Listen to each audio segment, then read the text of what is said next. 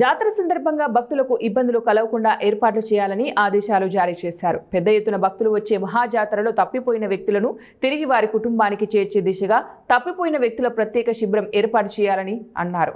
మేడారం మహాజాతర సందర్భంగా పారిశుద్ధ్య చర్యలు కట్టుదిట్టంగా నిర్వహించడం జరుగుతోంది. జాతరలో పారిశుద్ధ్య నిర్వహణకు అత్యంత ప్రాధాన్యతను ఇచ్చిన ప్రభుత్వం ఎప్పటికప్పుడు వ్యర్థాలను తొలగిస్తోందన్నారు. మేడారం పరిసరాలతో పాటు భక్తుల దర్శనానికి వెళ్లే అన్ని సెక్టార్లలో పరిశుభ్రత పాటించడం జరుగుతోందన్నారు.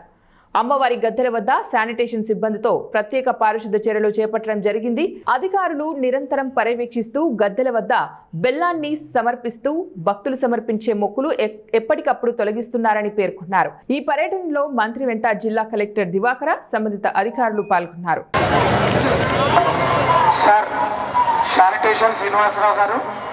ఈ యొక్క విఐపి ప్రోటోకాల్ దగ్గరికి ఒకసారి వెళ్ళి అక్కడ అంతా క్లియర్ చేయండి.